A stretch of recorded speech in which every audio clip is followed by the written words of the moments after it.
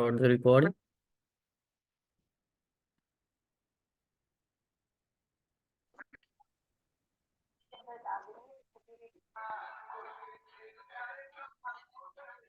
Kindly अपना mic mute करें, ये जिसके पीछे भी सॉन्ग चल रहा है।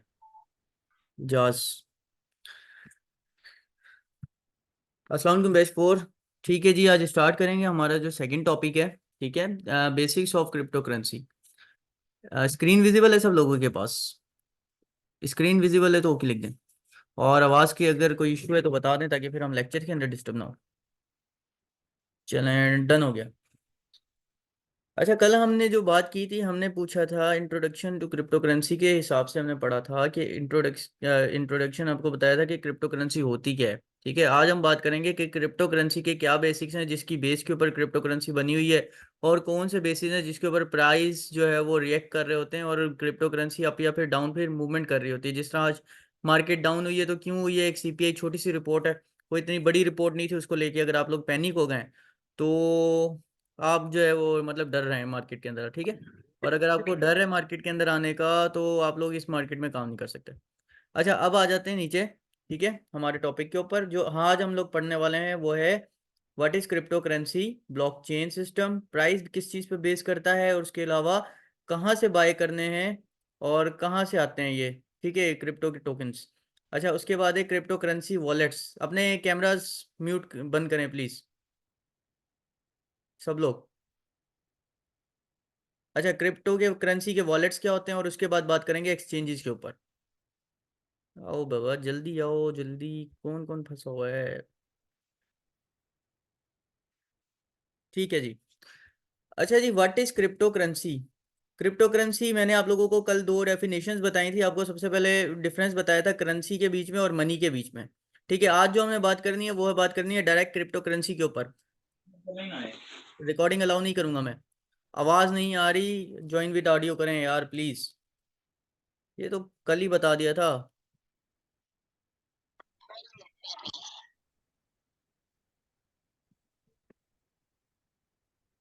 ठीक है जी, crypto currency is a form of digital asset based on a network that is distributed across a ledger number of computers. अच्छा जी, क्रिप्टो करेंसी क्या है? डिजिटल एसेट कह सकते हो आप इसको, सॉफ्टवेयर कह सकते हो, जो कि नेटवर्क डिस्ट्रीब्यूटेड नेटवर्क के ऊपर फैला हुआ होता है। ठीक है, नंबर ऑफ कंप्यूटर्स जिनको आप नोड्स कह रहे होते हो वो आपस में कनेक्ट होते हैं, और उसके बेस के ऊपर एक पूरा सिस्टम चल रहा होता है जिसको आप लोग कह रहे होते हैं क्रिप्टो करेंसी। फैजान नहीं आया क्या आज? करो यार, ये क्या हो रहा है इनके साथ।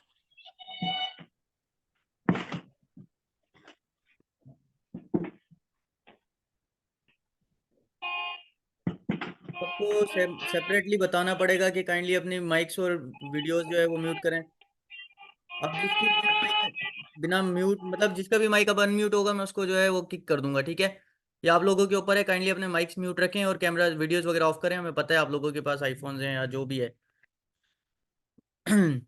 अच्छा, हम बात कर रहे थे क्रिप्टो करेंसी के ऊपर। ठीक है, सॉफ्टवेयर भी कह सकते हो आप इसको, डिजिटल एसेट कह सकते हो, जो कि नेटवर्क के ऊपर फैला हुआ होता है, distribute across a number of computers. ठीक है, ये डिसेंट्रलाइज स्ट्रक्चर के साथ काम कर रहा होता है। अब डिसेंट्रलाइज स्ट्रक्चर और सेंट्रलाइज स्ट्रक्चर के अंदर क्या फर्क है? तो देखो, अगर फॉर एग्जांपल आप गूगल के सर्वर देख लेते हो, फेसबुक के सर्वर देख लेते हो, या किसी भी XYZ कंपनी के सर्वर्स देख लेते हो, तो उसको एक सेंट्रल कम्युनिटी कंट्रोल कर रही होती है। ठीक है, जिसको हम कहते हैं सेंट्रलाइजेशन। खुदा ना खास्ता अगर फेसबुक आज अपने सर्वर बंद कर देता है, ठीक है, या फिर उसके ऊपर कोई चार्जेस लगा देता है, तो आप लोग क्या कर सकते हो? कुछ भी नहीं कर सकते, क्योंकि वो एक सेंट्रल अथॉरिटी है। ठीक है, तो उसको जो है कोई मैनिपुलेट कर रहा है। अब कोई सेंट्रल अथॉरिटी को मैनिपुलेट कर रहा होगा तो डेफिनेटली क्या होगा कि वो आपके कंट्रोल से बाहर है। ठीक है, कोई भी उसको ऊपर नीचे कर सकता है, उसके प्राइस को, किसी भी चीज को।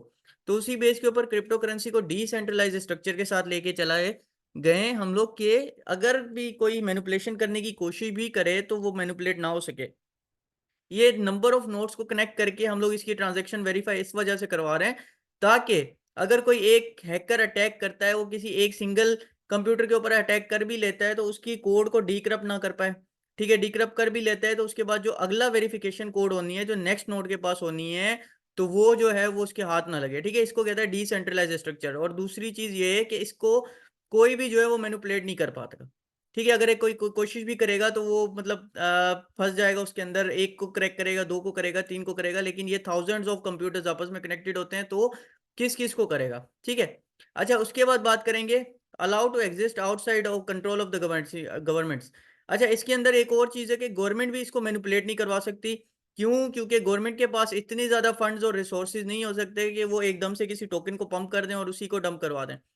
अच्छा जी, वो एक सूरत हाल में हो सकता है जब कोई टोकन, न्यू टोकन लॉन्च होता है, ठीक है, उसके अंदर अगर फंडिंग होती है तो उसमें ये होता है कि जब प्री सेल होती है तो उसको गवर्नमेंट या फिर कोई भी वेल उसको परचेज कर ले, और जैसे ही हम लोग या फिर कोई छोटे ट्रेडर्स आके उसके अंदर एंट्री करें तो उसके बाद उसको डंप कर दे, तो एक सिचुएशन के अंदर क्या हो सकती है, मैनिपुलेशन हो सकती है।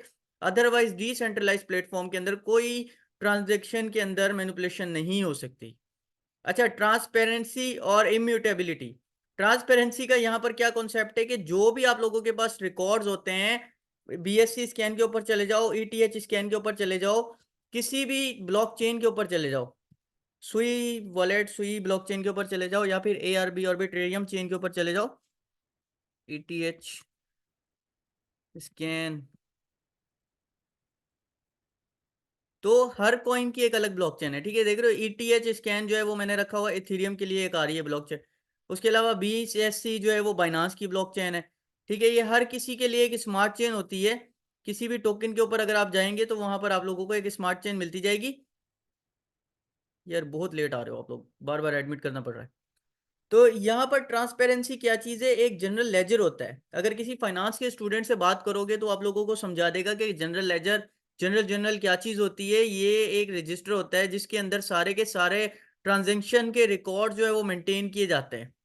ठीक है, और दूसरी चीज़ ये है कि जब भी कोई बैंक के अंदर जाता है, कोई ट्रांजेक्शन को निकालना चाहता है, तो उसी जनरल लेजर के थ्रू जो है निकाल सकता है। वेल एड्रेस, अब मैं दिखाता हूँ ट्रांसपेरेंसी किस तरह काम कर रही होती है। Top 100 well addresses. अपने माइक्स म्यूट करें प्लीज।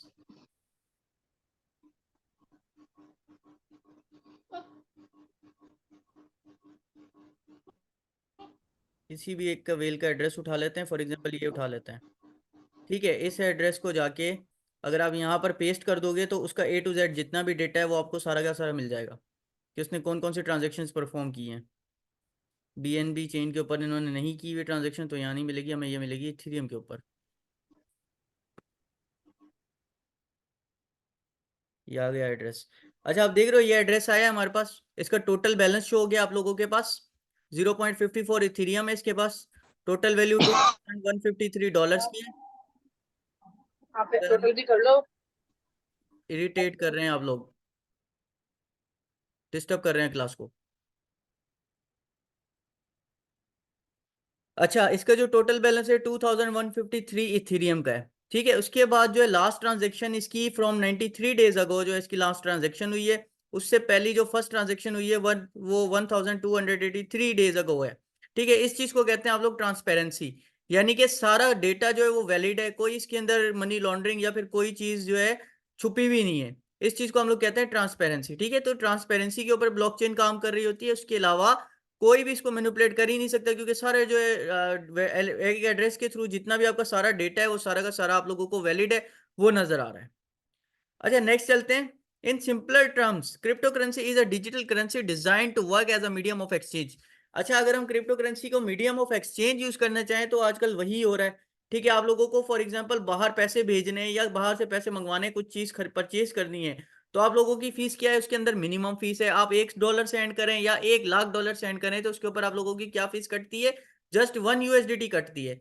और अगर आप DGB यानी डीजी नेटवर्क की जो चेन है अगर आप वो यूज करते हैं तो आपको तो कुछ ना भी फीस नहीं है, बल्कि सेंट्स के अंदर फीस कटती है। 0.30 सेंट्स हो गए या फिर 0.01 सेंट्स हो गए, तो इतनी कम जो है वो आप लोगों की फीस चल रही है as compare to bank system. अगर आप बैंक सिस्टम की तरफ आ जाते हैं तो बैंक सिस्टम में आप देख रहे होते हो कि कितने ज्यादा मनीग्राम के ऊपर अगर आप ट्रांजेक्शन करवाने जाते हो तो 2% ऑफ योर वर्थ वो काट रहे होते हैं, या फिर कुछ में तो है 5 से 7% ऑफ योर वर्थ। ठीक है, 1 लाख भेज रहे हो, 5% उस पर कट गया तो सीधे सीधे आपके पैसे कम हो जाते हैं। और क्रिप्टो में अगर वही भेज दो तो एक USDT की क्या वर्थ है आपके पास, सिर्फ और सिर्फ $280 इस वक्त, या $292। ठीक है, जो कि आप भले वन डॉलर भेजो या फिर $1 लाख भेजो। अच्छा, ये आप लोगों को कल बता दिया था कि मनी सेफर किस तरह होता है करेंसी से। ठीक है, अब बिटकॉइन, इसमें जो हम लोग बता रहे हैं आपको कि bitcoin is a form of money, bitcoin is a not a currency, bitcoin is a form of money, लेकिन हम लोग इस सॉफ्टवेयर को यूज भी कर सकते हैं इन terms of currency, medium of exchange. ठीक है जी। अब चल लेते हैं ब्लॉकचेन टेक्नोलॉजी। अब आपको मैंने ये तो बता दिया कि एक जो है डिस्ट्रीब्यूटेड लेजर होता है जिसके अंदर रिकॉर्ड सेव होता है। अब ब्लॉकचेन टेक्नोलॉजी क्या चीज है, अब बात करेंगे। A blockchain is a distributed database ledger shared among a computer's network nodes। देखो डिस्ट्रीब्यूटेड कहते हैं जो कि एक जगह पे ना हो। फॉर एग्जांपल अगर गूगल की अगर आप सर्वर्स की बात कर रहे हो तो देखो कहीं पे उसका चाइना में एक सर्वर पड़ा हुआ है, एक सर्वर उसका रशिया में पड़ा हुआ है, एक यूएसए से पड़ा हुआ है, कहीं एक सर्वर से भी कनेक्शन ब्लॉक होता है तो क्या किया जाता है, किसी दूसरे सर्वर से सप्लाई दे दी जाती है। इस चीज को कहते हैं डिस्ट्रीब्यूशन। ठीक है, यानी एक जगह पे सारा डेटा कलेक्ट करके ना रखना, जबकि डिफरेंट डिफरेंट ब्रांचेस बना देना उसकी, डिफरेंट डिफरेंट जगहों पे कुछ कुछ उसका डेटा, या फिर आप पार्ट्स ऑफ डेटा जो है वो डिवाइड करके थोड़ा थोड़ा अलग अलग जगह पे छोड़ दिया जाए। ठीक है, इसको कहते हैं डिस्ट्रीब्यूटेड। अब बात आती है डेटाबेस। डेटाबेस क्या चीज है भाई, डेटाबेस कहते हैं एक ऐसे सर्वर को, एक ऐसी जगह को जहां पर आप लोगों का डेटा जो है वो सेव रखा जाए। डेटा कहते हैं रॉ मटेरियल को, अगर कोई कंप्यूटर का स्टूडेंट है उसको पता होगा। ठीक है, डेटा होता है रॉ मटेरियल जो कि आप लोगों के रिकॉर्ड्स को मेंटेन करता है। ठीक है, वो डेटा जो है वो एक डेटाबेस का मतलब होता है एक ऐसी जगह जहां पर सारा का सारा डेटा सेव किया जाए। अब डेटाबेस कौन कौन से हो जाते हैं आपके पास, ओरेकल हो जाता है। ठीक है, ये कंप्यूटर वालों को ज्यादा समझ आ जाएगी। ओरेकल हो गया, उसके अलावा आपके पास मोंगो डीबी हो गया, एसक्यूएल प्लस हो गया। तो ये सारे क्या चीजें, ये टाइप्स ऑफ डेटाबेस है जहां पर ये सारी ब्लॉकचेन टेक्नोलॉजी वर्क कर रही होती है। लेजर आप लोगों को बता दिया है, लेजर एक ऐसे रजिस्टर को कहते हैं जिसके अंदर in transaction debit, out transaction credit, ठीक है, जो कि मेंटेन की जाती है, और आपके ए टू जेड जितने भी रिकॉर्ड हैं वो उसके अंदर सेव होते हैं। ठीक है, तो ये पूरा आप सेंटेंस क्या हो गया, blockchain is a distributed database ledger shared among the computers called nodes. अच्छा, नोड्स किसको कहते हैं, अगर आप पाई नेटवर्क के यूजर हैं आपको पता होगा, पाई नेटवर्क एक बड़ा चल रहा है, उसमें आता है कनेक्टर नोड। नोड कह रहे होते हैं आप पीसी को कह लो, या फिर माइनिंग कार्ड को कह लो, या माइनिंग सर्वर को कह लो, तो इसको हम लोग कह रहे होते हैं नोड्स। ठीक है, जितने नोड्स आपस में कनेक्ट होते हैं ब्लॉकचेन उतनी ज्यादा वाइड एंगल में डिस्ट्रीब्यूट होती जाती है। ठीक है, ब्लॉकचेन उतनी ज्यादा आप लोगों की बढ़ती जाती है, और उतने ज्यादा कम चांसेस होते हैं कि आपकी ब्लॉकचेन हैक हो सके। There are best known for their crucial role in cryptocurrency systems for maintaining a secure and decentralized record transactions। अच्छा, ब्लॉकचेन टेक्नोलॉजी को क्रिप्टो करेंसी में यूज इसलिए रखा गया है ताकि हम लोग क्या कर सकें, डिसेंट्रलाइज प्लेटफॉर्म बना सकें, और ट्रांजैक्शन आप लोगों की बिना किसी एरर के जो है वो रिकॉर्ड की जा सकें, और उसके अलावा आपको कोई भी हैकर जो है उसके अटैक का डर ना हो। ठीक है, but they are not limited to crypto currency. अगर आप बात करेंगे कि अगर आज की ब्लॉकचेन को देख रहे हो तो वो सिर्फ क्रिप्टो करेंसी के लिए लिमिटेड नहीं है, बनाई सिर्फ क्रिप्टो करेंसी के लिए गई थी, बट आज तक जो है अब बातें चल रही हैं, अब जो है वो गेम्स अगर देखते हो तो गेम्स जो आप लोगों के पास आ रही हैं वो डिसेंट्रलाइज गेम्स आ रही हैं। ठीक है, पहले आप लोग अगर गेम्स खेलते रहे 2007-8 की बात करो तो आप लोगों के पास पीसी होना चाहिए था, फिर वो घंटा लोड होती थी, उसके बाद जो है आप उसको प्ले करते थे, फिर उसमें हैंग आ जाता था, कुछ भी एरर आ जाते थे। लेकिन आजकल जो ऑनलाइन गेम्स चल रही हैं वो डिसेंट्रलाइज सिस्टम पे चल रही हैं, यानी सर्वर लोड भी आप लोगों का जीरो होता है, और वो चीजें मेंटेन भी हैं। दूसरा ये किस पे चला गया, एनएफटी की तरफ भी अब ब्लॉकचेन जो है वो यूज हो रही है। यानी आप लोग जो मेटावर्स, ठीक है, फेसबुक को अगर बात करोगे तो मेटा क्या, एक आप लोगों को वर्ड दिया जाता है, मेटा क्या चीज है, मेटा कहते हैं कि एक डिजिटल विजुअलाइजेशन। ठीक है, एक ऐसा वर्ल्ड जो कि डिजिटल दौर के अंदर आ गया और उसके पिक्सल जो है वो डिस्ट्रीब्यूटेड है ब्लॉकचेन के ऊपर। ठीक है, ये सारा कॉन्सेप्ट हो चुका है अब ब्लॉकचेन पे। इसमें यह है कि अब जो है वो चीजें डिलीट नहीं हो सकती या रीमेंटेन नहीं हो सकती, कोई उसको एडिट नहीं कर सकता, कोई उसको हैक नहीं कर सकता। पहले अगर आप देखते हो तो फेसबुक की आईडी आप लोग इजीली हैक कर लेते थे। ठीक है, कोई भी फिशिंग कर लेता था, लिंक थ्रू कर लेता था, लेकिन आजकल जो मेटा का कॉन्सेप्ट है उसको हैक नहीं कर पाते। क्यों, क्योंकि वो आ गया है ब्लॉकचेन सिस्टम के ऊपर। और अगर कोई एनएफटी पे काम करता है, एनएफटी जब आए थे, लॉन्च हुए थे, मैंने आप लोगों को बताया था, अगर आईजी मेंबर्स ग्रुप में हैं आप लोग तो एनएफटी मैंने कहा था फजूल चीज है। सिर्फ आप लोग क्या कर रहे हो, पिक्चर्स के ऊपर पैसे लगा रहे हो यार। पिक्चर्स, वो ड्राइंग कोई भी अपना आर्ट बनाता है, ओपन सी पे चले जाते हो, वहां जाके बेच देते हो, तो ये मतलब एक बेवकूफ़ी हो गई, और क्या हुआ। ठीक है, तो एनएफटी से बचो। अच्छा जी, industry immutable in terms of described inability to alter. अच्छा, कोई भी इस चेन को चेंज नहीं कर सकता, क्यों, क्योंकि इसमें क्या होता है कि फॉर एग्जांपल अगर इस पिक्चर के ऊपर आ जाओ, ये एक प्राइवेट ब्लॉकचेन है, ऑर्बिटेरियम की देख लो, बिटकॉइन की ब्लॉकचेन अलग होती है, इथेरियम की अलग होती है, हर कॉइन की ब्लॉकचेन अलग होती है। ठीक है, अब क्या है कि इथेरियम की अगर ब्लॉकचेन ले रहे हो तो इसका एक ब्लॉक बड़ा होगा एज कम्पेयर टू आर्बिटेरियम। बिटकॉइन का लेते हो तो वो एज कम्पेयर टू इथेरियम बड़ा होगा। ठीक है, बिटकॉइन की जो ट्रांजेक्शन होती है उसके ब्लॉक्स क्या करते हैं आप लोगों के पास ज्यादा टाइम ले लेते हैं इथेरियम की कंपैरिजन के अंदर। और इथेरियम जो ब्लॉकचेन 2.0 ला रहा है वो है फास्ट होती है एज कम्पेयर टू बिटकॉइन।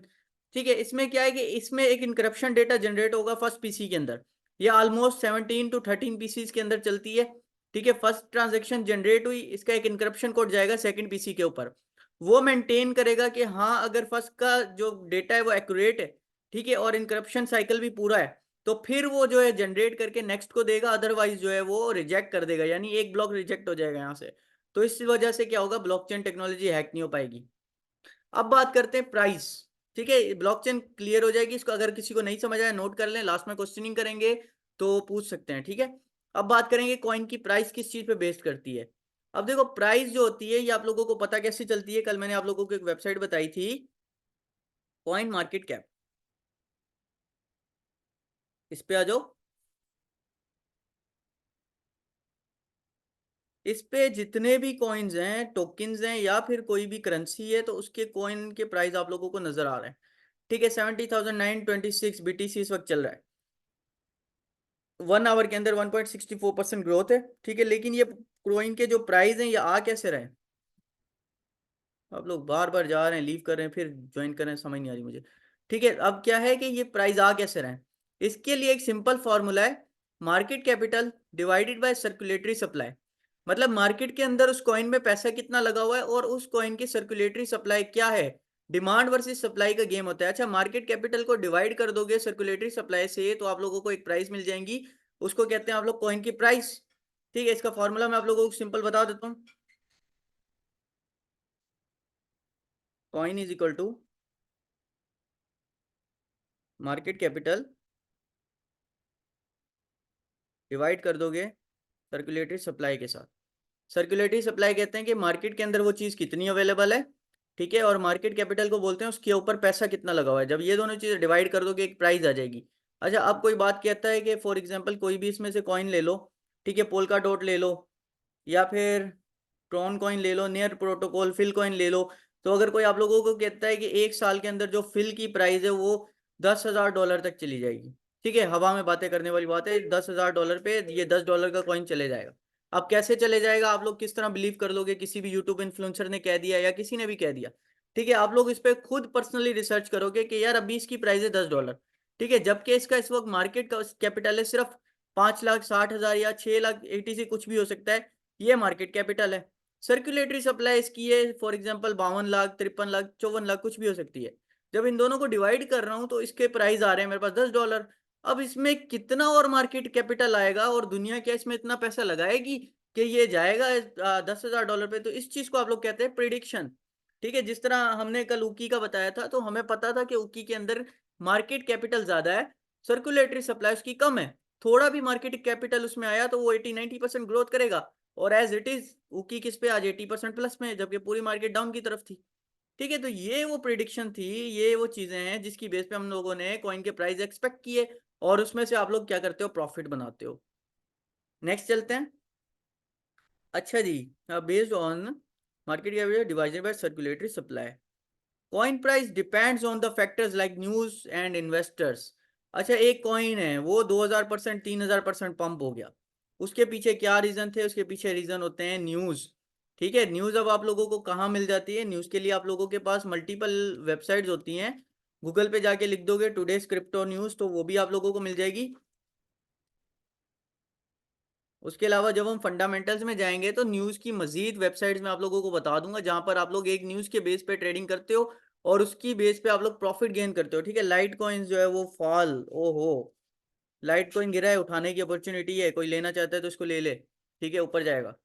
उसके बाद जो है इसकी क्रिप्टो पैनिक होता है, वहां पर न्यूज़ मिल जाएगी। कॉइन डेस्क है, वो नोट कर लो, कॉइन डेस्क।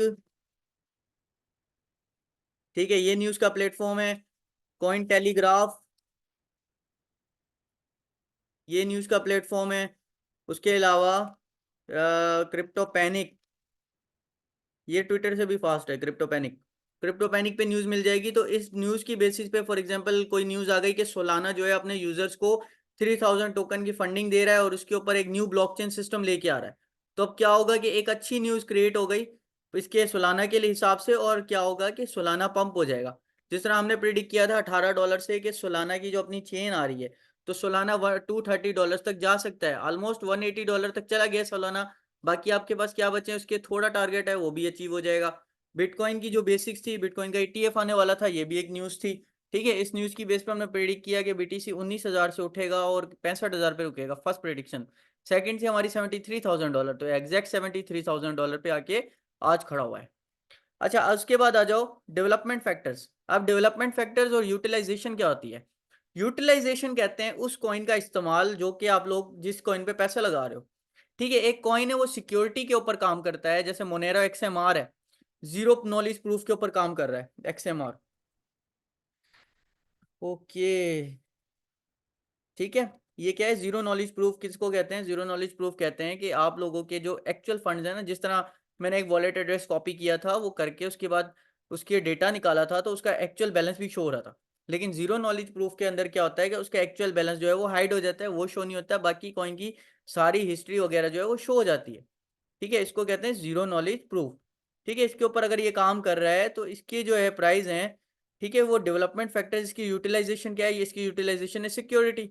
और इसके अलावा एक और कॉइन पे बता दूं, फॉर एग्जांपल रोज, जो मेरा फेवरेट कॉइन है, रोज USDT, ओएसिस नेटवर्क। अगर इसके ऊपर बात करते हैं कि मैं क्यों प्रिडिक्ट कर रहा था कि ये 0.33 से उठेगा और ये 0.033 से उठेगा और ये 0.50 तक जाएगा। ठीक है, और आज ये 0.17 तक है, यानी हमारे पास 30% का टारगेट मजीद है। अगर आप स्पोर्ट बेसिस के ऊपर देख रहे हो, सॉरी 300% का। और अगर आप इसको मतलब लॉन्ग टर्म के लिए होल्ड करते हो, ये 3000 4000% आपको अचीव करेगा।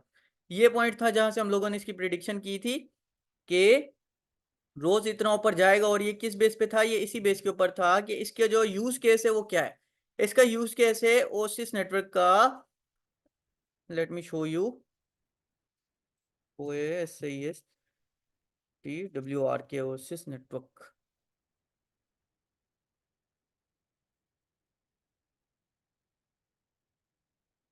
एक्चुअली पाकिस्तान में नेट भी तो बड़ा स्लो चल रहा है। ठीक है, इसके अंदर क्या कर रहे हैं ये लोग? आप लोगों के फंड की सिक्योरिटीज के ऊपर भी काम कर रहे हैं, उसके अलावा डेटा प्रोटेक्शन, डेटा प्राइवेसी और बिल्ड इन डेवलपर सेफ्टी के ऊपर काम कर रहे हैं। ठीक है, इस टेक्नोलॉजी को क्या कहते हैं कि अगर फॉर एग्जांपल आप लोगों की कोई ट्रांजैक्शन स्टक हो जाती है, तो ये क्या करते हैं, उसको रिफंड कितने टाइम के अंदर और कैसे करना है उस चीज़ के ऊपर काम कर रहे हैं। दूसरा, इलेक्ट्रिकल प्रोजेक्ट्स के ऊपर काम कर रहे हैं।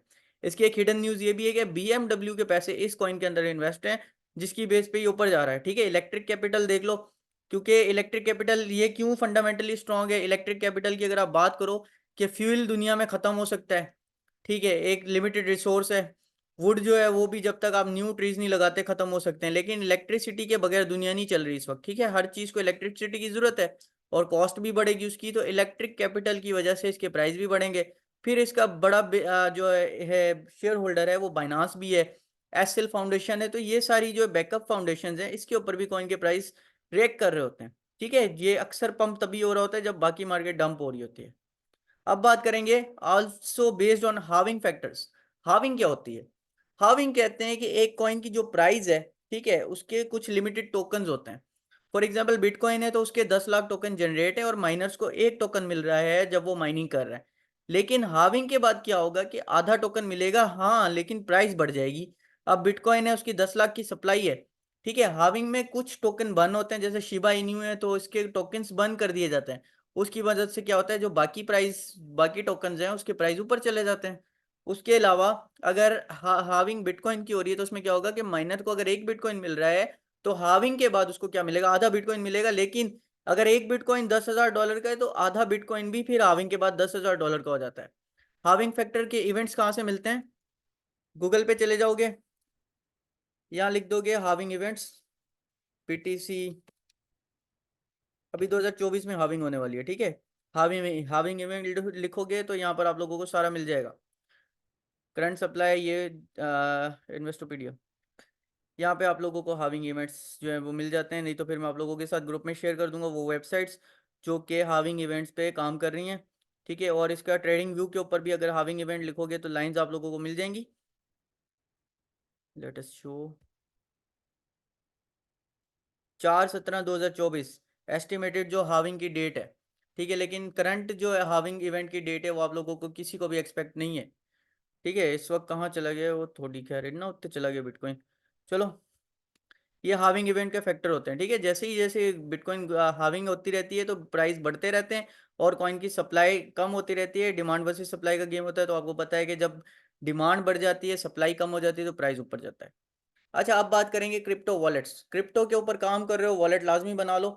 वॉलेट क्या होता है? एक्सचेंज को वॉलेट नहीं बोलते। बाइनांस वगैरह या जो भी चीज़ें हैं इसको आप लोग एक्सचेंज बोल रहे हो, इसको वॉलेट नहीं बोल रहे। ठीक है, वॉलेट क्या है? आप लोगों के पास एक पर्सनल वॉलेट होना चाहिए जिसके अंदर आप लोग अपने कॉइन्स रखते हो। जैसे मैं बात करूंगा एक्सोडस वॉलेट की। ठीक है, ये कुछ वॉलेट्स है जो मैंने आप लोगों के लिए पहले से लिख के रखे हुए हैं। XMR वॉलेट हो गया, बिटकॉइन वॉलेट हो गया, एक्सोडस्ट हो गया, ट्रस्ट वॉलेट हो गया, उसके अलावा जैक्स वॉलेट, सुई wallet, Tron wallet, multiple wallets आप लोगों को मिल जाएंगे। ये आपके ऊपर है, आप लोग कौन से जो है वॉलेट्स यूज कर रहे हो। ठीक है, मैं पीसी के ऊपर जो है अपना एक्सोडस यूज करता हूँ। ठीक है, इसमें क्या है कि मैं जो भी फंड्स हैं, अपने फंड्स आप लोगों को सिक्योर कैसे रखने हैं, आप लोगों को एक वॉलेट के अंदर सिक्योर करके रखने हैं। इसके अंदर आप लोगों को तीन चीजें मिल जाती हैं। वॉलेट के अंदर आप लोगों को एक पब्लिक की मिल जाती है, ठीक है, प्राइवेट एड्रेस मिल जाता है, और वॉलेट पासवर्ड। पब्लिक की क्या होती है? वो की जो आप लोग शेयर करते हो वॉलेट की, लोगों के एड्रेस शो करते हो कि आप लोग इसमें पैसे डिपॉजिट करें, जो कि आपका आईबीएन नंबर कंसीडर कर लो बैंक का। ठीक है, इजी पैसा नंबर, या ये चीज क्या होती है? पब्लिक की। प्राइवेट की वो फैक्टर है, अगर ये आपके पास है तो आपका वॉलेट कंप्यूटर डिलीट हो जाए, कुछ भी हो जाए, आपका वॉलेट कभी भी रिकवर कर सकते हो। प्राइवेट की या तो 12 फ्रेजेस की मिल जाती है आप लोगों को। ठीक है, अब मैं अपनी पर्सनल की तो नहीं दिखाऊंगा, लेट मी शो यू।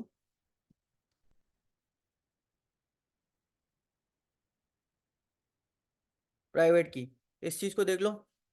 ये इस तरह के कुछ 12 फ्रेज होते हैं। जब भी ट्रस्ट वॉलेट, ट्रॉन वॉलेट या किसी भी कोई वॉलेट बनाते हो तो ये कोई कॉपी पे लिख के रख लो, या अपनी डायरी में लिख के रख लो, या स्क्रीनशॉट किसी ऐसी जगह पे रख लो कि ये आप लोगों का हैक ना हो सके। ठीक है, तो ये वो फ्रेज होते हैं जिसकी बेस पे आप लोग क्या करते हो, अपना वॉलेट जो है रिकवर कर सकते हो। दूसरा, अगर किसी के हाथ ये की लग जाती है तो वो आपका वॉलेट हैक कर सकते हैं। आपकी सारी की सारी करेंसी इस की थ्रू चली जाती है। अच्छा, ब्लॉकचेन टेक्नोलॉजी हैक नहीं होती, ब्लॉकचेन टेक्नोलॉजी की हैक हो जाती है। अगर ये की किसी को पता लग जाए, और ये किसको पता चलती है? ये पता चलती है या तो आपके किसी दोस्त को, या फिर किसी ऐसे बंदे को जो कि आपके बारे में नॉलेज रखता हो। ठीक है, तो उसी को पता होगा कि इस डिस्क ड्राइव के अंदर इसकी ये की है, तो इसको बचा के रखना है। अगर ये किसी के हाथ लग गई तो बैलेंस गया, फिर नहीं बचते आपके पैसे। उसके बाद होता है वॉलेट पासवर्ड। वॉलेट पासवर्ड क्या होता है? वॉलेट पासवर्ड आप लोग कोई भी पिन रख लो, अपना नाम रख लो, कुछ भी रख लो। जिस तरह साइन अप फेसबुक के ऊपर करते हो, तो वॉलेट पासवर्ड आप लोगों का इस तरह काम कर रहा होता है। दूसरा, ट्रांजेक्शन के दौरान वॉलेट पासवर्ड यूज हो रहा होता है। ठीक है, अब आ जाओ, ये वॉलेट है कुछ जो एग्जाम्पल रखी हुई है। GUI वॉलेट, XMR को बोल रहे होते हैं।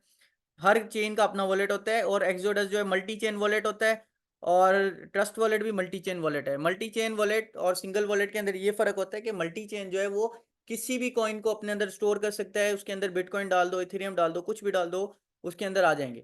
लेकिन XMR GUI वॉलेट है तो इसके अंदर सिर्फ मोनेरो कॉइन आएगा, इसके अलावा कुछ नहीं आएगा। BTC का अपना वॉलेट है तो उसके अंदर सिर्फ बिटकॉइन स्टोर कर सकते हो और कुछ नहीं कर सकते। वॉलेट जब भी आप लोग कोई ट्रांजेक्शन करते हो तो चेन लाजमी देखनी है कि BNB चेन है।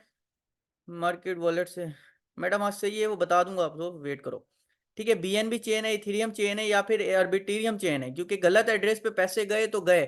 क्रिप्टो में वही पैसा रखना है आपको जो कि आपको ये सोच के रखना है कि इसमें पैसे बन भी सकते हैं और ये जीरो भी हो सकते हैं। ठीक है, तो वही वॉलेट आप लोग यूज करो जिसकी आप लोग चीज़ों पे ट्रस्ट कर सको। और चेन के लाजमी देखना है कि इस चेन पे बना हुआ है और इसी चेन की ट्रांजेक्शन आईडी मुझे यूज करनी है। किसी और चेन पे गए तो पैसे गए, फिर वापसी नहीं आ सकते, कोई बैंक पैसे नहीं ला सकता आपके। अब बात करेंगे एक्सचेंजेस के बारे में। एक्सचेंजेस क्या काम कर रही होती हैं? एक्सचेंजेस काम कर रही होती हैं आप लोगों का, जिस तरह ट्रेडर होता है ना, सुनार ले लो, वो एक्सचेंज का काम कर रहा है। ठीक है, उसके अलावा बैंक के आपने पैसे दिए, रख लिए, उसके ऊपर कुछ फीस काट ली, तो ये एक्सचेंजेस का काम होता है। एक्सचेंजेस आपके पास कौन कौन से हैं? बाइनांस है, बिटगेट है, बाइबिट है, मल्टीपल एक्सचेंजेस है, MEXC, ये सारी की सारी आप लोगों को मिल जाती हैं। ठीक है, इसमें क्या है कि these are the platforms you work and trade crypto based on their prices. अच्छा, एक्सचेंजेस किसी की सगी नहीं होती। ठीक है, एक्सचेंजेस के ऊपर अगर आपने पैसे रखे हुए हैं तो वो कभी भी भाग सकती है। FTT ले लो, लूना ले लो, कैसा क्रैश आया है इसके अंदर। तो भाग जाती हैं एक्सचेंजेस। तो इसी वजह से आप लोगों को अगर फंड्स की सिक्योरिटी करनी है तो आप लोगों को पैसे कहाँ रखने हैं, वॉलेट में रखने हैं। सिर्फ वही पैसे एक्सचेंज के ऊपर लेके आने हैं जिससे आप ट्रेड कर रहे हो। जिस तरह मेरा देखा है आपने एक्सचेंज अकाउंट, मेरे पास क्या है कि 300-400 डॉलर रखता हूँ एक्सचेंज के ऊपर, बाकी सारे कहाँ है, बाकी सारे वॉलेट के अंदर है। तो ये वो प्लेटफॉर्म होते हैं जहां से आपने पैसा बनाया, बना के निकल गए, ठीक है, उसके बाद दोबारा पैसे डाले फिर निकल गए। तो आप लोगों को एक जो पर्सनल एसिड है वो सेव करते हैं कहाँ, वॉलेट के ऊपर।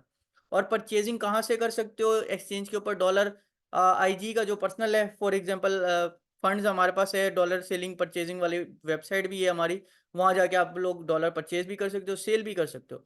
लेकिन एक्सचेंज के ऊपर आप लोग क्या रखोगे, उतने ही पैसे रखोगे जो कि आप लोग ट्रेडिंग में यूज कर रहे हो। एक्सचेंजेस दो टाइप्स की होती हैं, सेंट्रलाइज एक्सचेंज और डिसेंट्रलाइज एक्सचेंज। जितने भी अगर आजकल स्कैम्स बता दूं किस तरह होते हैं, पैनकेक स्वेप पे चले जाओ, तो जो भी फॉर एग्जांपल कोइन अपना कोई भी बना सकता है, ठीक है। तो ये हो गई पैनकेक डिसेंट्रलाइज एक्सचेंज। कोई भी आता है अपना कॉइन बना के पैनकेक पे लिस्ट कर देता है, डिसेंट्रलाइज पे आपको कहता है बीएनबी स्वैप करो, स्कैम करके भाग जाता है। तो इस चीज से बचना है आप लोगों को। सेंट्रलाइज एक्सचेंज में आ जाते हैं तो उसके अंदर बाइनांस, बिटकैट, इस तरह की एक्सचेंजेस हैं, ये आपके पास आ जाती हैं, कूकॉइन, ओके एक्स, तो ये जो है वो सेंट्रलाइज है, ठीक है। पिंक स्वैप भी डिसेंट्रलाइज है, पैनकेक, इस तरह की मल्टीपल एक्सचेंजेस होती हैं। तो ये यूनिस्वैप है, वो भी आपके पास डिसेंट्रलाइज है। तो इस तरह से बचना है। दूसरा, अगर ब्लॉकचेन के बारे में सीखना चाहते हो तो एक वेबसाइट बता देता हूँ आपको, crypto zombie. Zombie, crypto zombie के ऊपर आप लोग सीख सकते हो सॉलिडिटी के बारे में। सॉलिडिटी क्या होती है, सोलाना की एक चेन है जिसके ऊपर सोलाना का स्मार्ट कॉन्ट्रैक्ट है, ठीक है। इसके ऊपर कोर्स कर सकते हो, रोड मैप देख सकते हो, अपना खुद का एक टोकन बना सकते हो क्रिप्टो के बेस पे, ये सीख के, और अपनी टोकनाइजेशन कर सकते हो। टोकन कोई भी बना लेते हैं, कोई बड़ा मसला नहीं होता। मेन मसला ये होता है कि उसके अंदर फंडिंग कहाँ से लानी है, उसको चलाना किस तरह है, और उसका यूज केस क्या होगा, ठीक है, तभी लोग उसके ऊपर फंडिंग करते हैं। और ये सारा कुछ आपको बता रहा है कि भाई चेन लिंक पे आप अपना लिस्ट कर सकते हो, बाइनांस पे लिस्ट कर सकते हो, तो सारा ये ए टू जेड प्रोसीजर है ब्लॉकचेन टेक्नोलॉजी का। तो आप ये यहाँ से सीख सकते हो सॉलिडिटी से। अब आपके पास 5 मिनट 48 सेकेंड है, जो भी क्वेश्चन करना है एक एक करके आस्क करो, अपना हैंड रेस करो और पूछते जाओ। एनीवन, किसी का कोई क्वेश्चन है?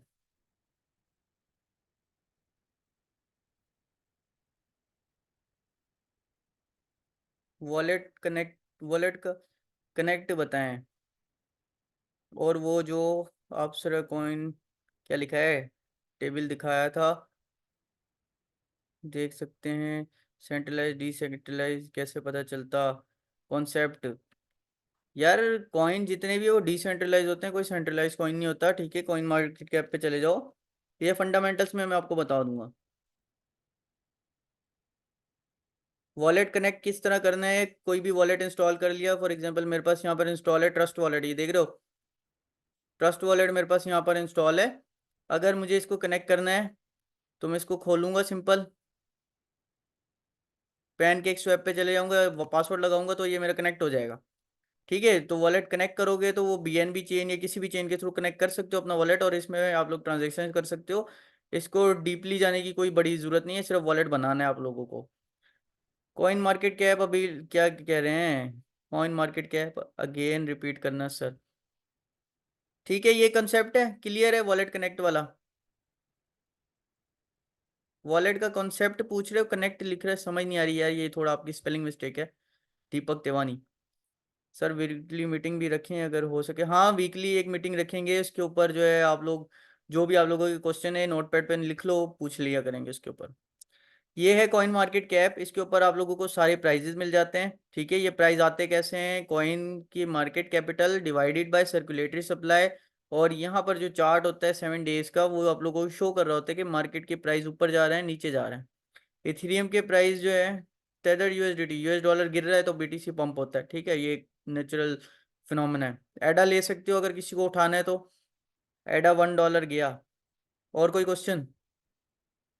What is crypto screener? Crypto screener पे अभी नहीं जाएंगे, जब हम बात करेंगे टेक्निकल एनालिसिस की तो उसके ऊपर फिर बात करेंगे, ठीक है। फिलहाल छोड़ दो उस चीज़ को। क्रिप्टो स्क्रीनर ये वो, ये बड़े टॉपिक्स हैं, सारा एक साथ पढ़ोगे तो हलवा बन जाएगा। सर कौन सा वॉलेट परफेक्ट है, मैं जो रिकमेंड करता हूँ एक्सोडस को वॉलेट को रिकमेंड करता हूँ, और ट्रस्ट वॉलेट को रिकमेंड करता हूँ, बाकी आपके ऊपर है। उनका जो चार्ट दिखा रहे थे स्टार्टिंग में, आपने वो कहाँ से देख सकते हैं, ये ट्रेडिंग व्यू पे यार, मैंने आप लोगों को भेजा भी है ग्रुप के अंदर, trading view.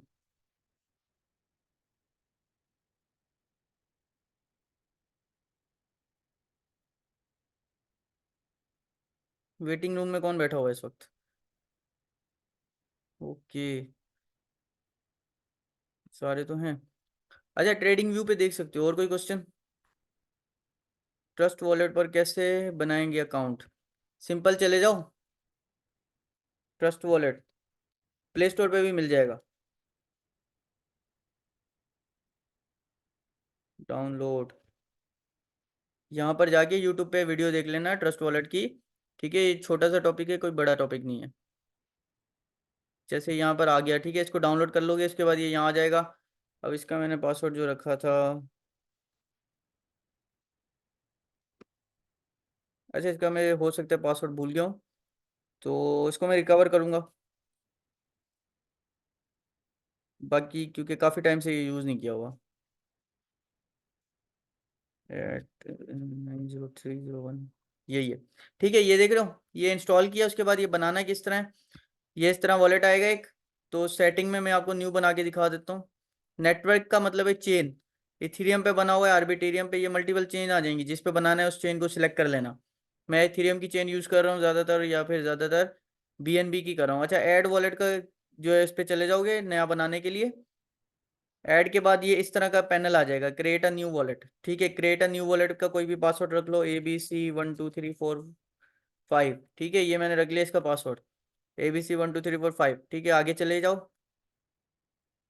Please password your wallet be entering here. अच्छा जी, जो वाला आपका वॉलेट है,